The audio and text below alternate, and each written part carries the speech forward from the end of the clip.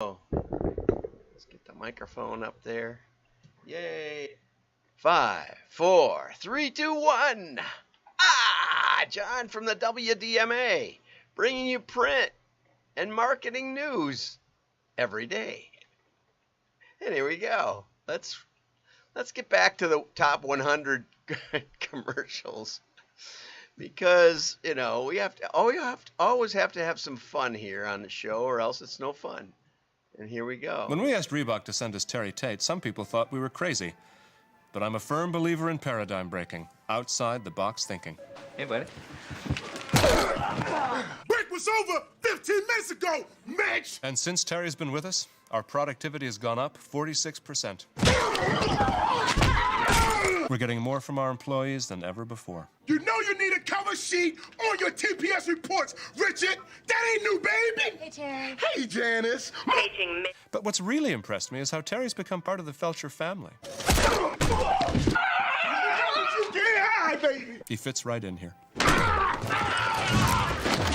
That's a long distance call, Doug! To be honest, I wish Reebok sent us 10 Terry Tates. You wanna play games, Gene? Well, when it's game time, it's pay time, baby! Woo! Okay, so that's a Reebok commercial from the Super Bowl, and my biggest criticism would be that Reebok was barely visible and mentioned twice, I think, in the commercial. So anyway, but it's a lot of fun, and you say, well, you should save that for the football season. Yeah, I probably should have, but hey, preseason starts in a couple of days. So anyway, let's get over to the real news. Okay, we got some good real news today. Okay, Toys R Us is going to be in all the Macy stores. I think there's 441 of them or something like that. WHP Global and Macy's are going to put one in every store. Some of them are just going to be a little 1,000 square foot for smaller shops, and that's pretty small, right? To 10,000 square feet for the flagship locations in the bigger stores. And then they can add a couple of thousand extra square feet if they want to. I'm not sure it's the best fit. We always went to Toys R Us for value, and we just found that they were dramatically less expensive than the other stores for toys. They once asked the CFO from Toys R Us, how did they sell stuff so cheap? And he said, it's not what you sell it for, it's what you buy it for. Which I thought was an excellent idea. Okay, 511 locations. And so I also didn't know that since WHP bought them, they'd actually opened up more than 900 stores in 25 countries outside the U.S. So that's, I was involved with an expert witness situation with Toys R Us, and saw some incredible stuff that may or may not have led to their bankruptcy. And so that was interesting. We kind of, it's part of capitalism that things come and things go. My, oh my. But if you need an expert witness in marketing and database marketing, I'm your guy.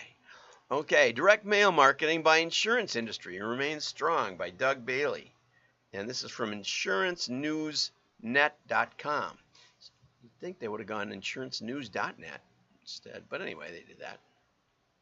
Okay, this is a great article. Despite rising costs of paper, printing, and postage, the popularity and reliance on direct mail marketing by insurers remains strong and getting stronger.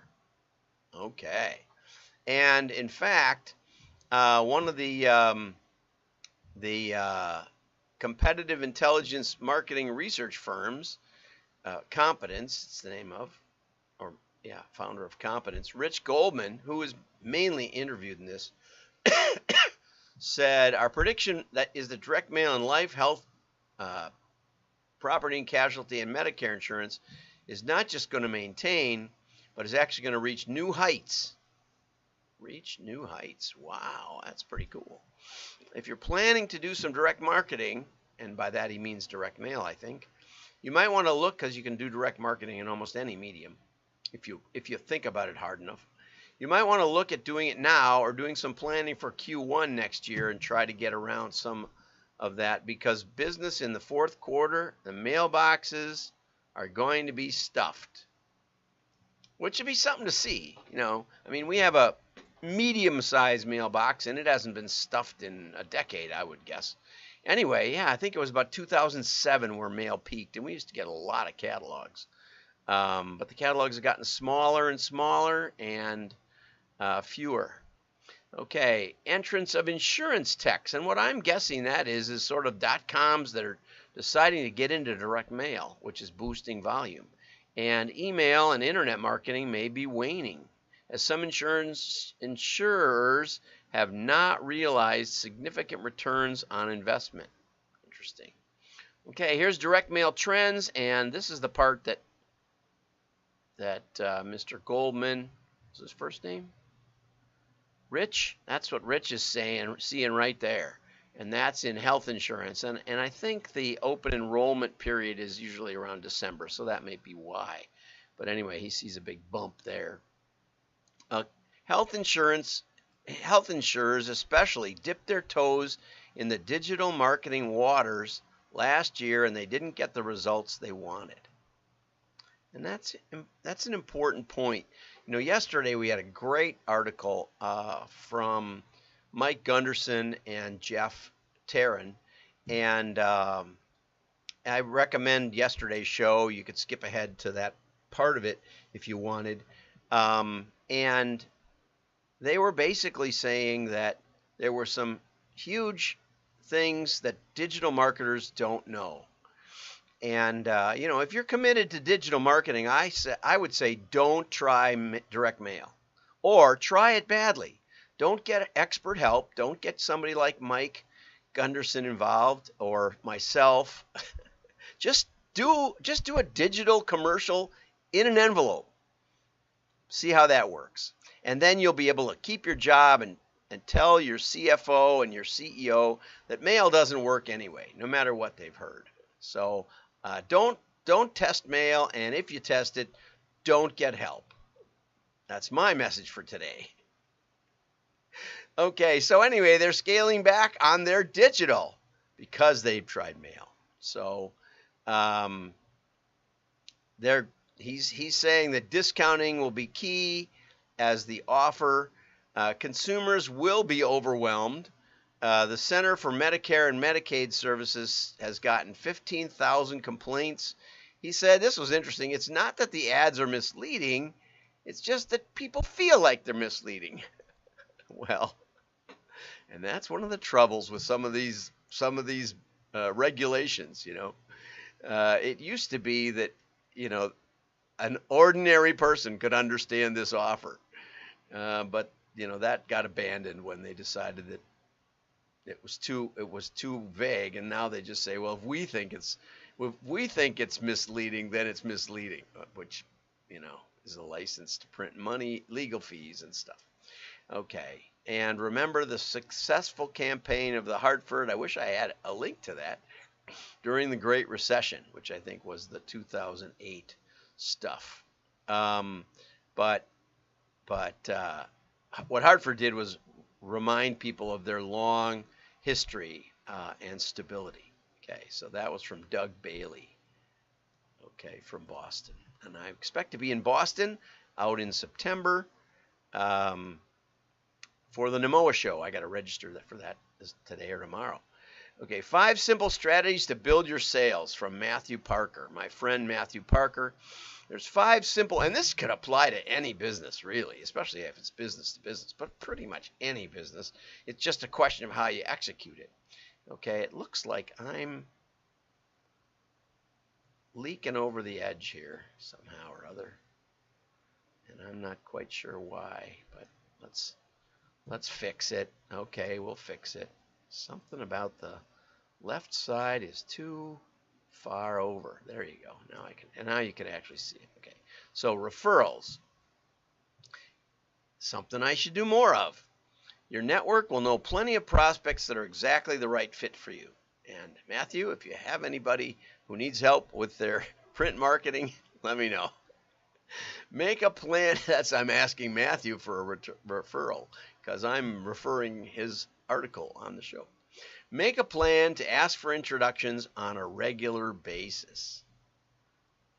And you almost need somebody like Terry Tate, the linebacker, to come in and bonk you on the head if you're not asking for introductions on a regular basis. Okay, also contact past customers, and I should do that. I definitely should do that.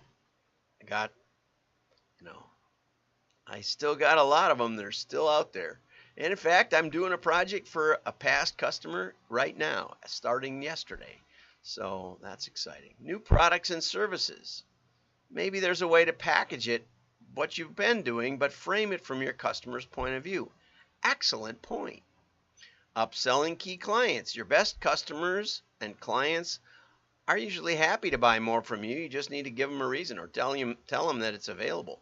I had somebody say to me the other day, I said, I used to do creative consulting for some of the most beautiful catalogs in America. And they said, you did? Why? Because I started in creative. You did? I thought you're a data guy. Well, yes, but they're not mutually exclusive. Well, they kind of are, but if you have had a brain injury as a child, you might be able to pull off both of them.